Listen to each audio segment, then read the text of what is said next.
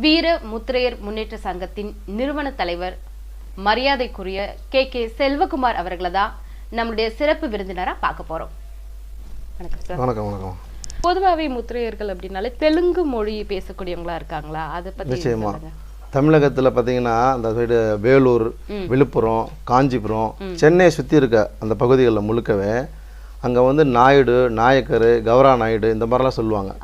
தெலுங்கு மொழி தான் அங்கே பேசுவாங்க.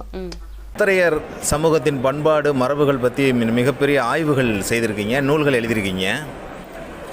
உங்களை பற்றி ஒரு சிறு அறிமுகத்தோடு இந்த நேர்காணலை தொடங்கலாம். என்னுடைய பெயர் ராமலிங்கம். அம்பலத்தரசு என்ற புனைப்பெயரும் எனக்கு உண்டு. தற்போது தமிழ்நாடு முத்திரையர் சங்கத்தின் மாநில தலைவராகவும் பணியாற்றி வருகிறேன். முத்திரையர் சமூகம் தமிழகத்தில் எந்தெந்த பகுதிகளெலாம்? முத்திரையர் சமூகத்தை பொறுத்தவரை தமிழகத்தில் அனைத்து மாவட்டம் முத்திரை இல்லாத மாவட்டமே கிடையாது.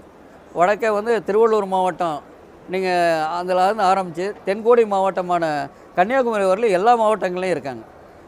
வடக்கே வந்து வட மாவட்டங்களில் தெலுங்கு மொழி பேசுபவர்களாகவும் தமிழ் தேசியம் பேசக்கூடிய நண்பர் பாரிசாலன் அவர்களும் முத்துராஜா ஜாதியை தெலுங்கு ஜாதி என்றே கூறுகின்றார்.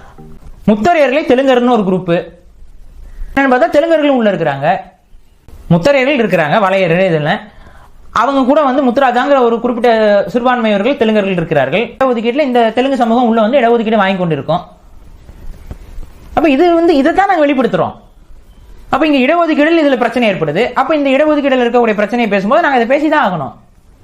உங்களை பத்தி சொல்லுங்க சார், ஒரு சின்ன அறிமுகத்தோட இந்த நேர்காணலை தொடங்குவோம்.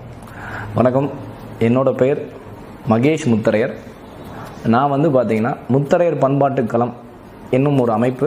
இது முத்தரையர் சமுதாயத்தோட அளிக்கப்பட்ட வரலாறுகளை வந்து வெளிக்கொண்டு வருவதற்காக உருவாக்கப்பட்ட ஒரு கட்டமைப்பு. வட மாவட்டத்தில் இருக்கக்கூடிய முத்தரையர்கள் மட்டும் பாளையங்கார நாயக்கர், பாளையங்கார நாயுடு, முத்துராஜா நாயக்கர், முத்துராஜா நாயுடு ஆகின்ற பேரில் வந்து வசிக்கின்றனர். அதாவது வடக்கு தமிழ்நாட்டில் வன்னியர் பெரும்பான்மையாக இருக்கும் இடத்தில் இருக்கின்ற முத்தரையர்கள் என்ன பிற்படுத்தப்பட்ட பிரிவில் இருக்காங்க இல்லையா?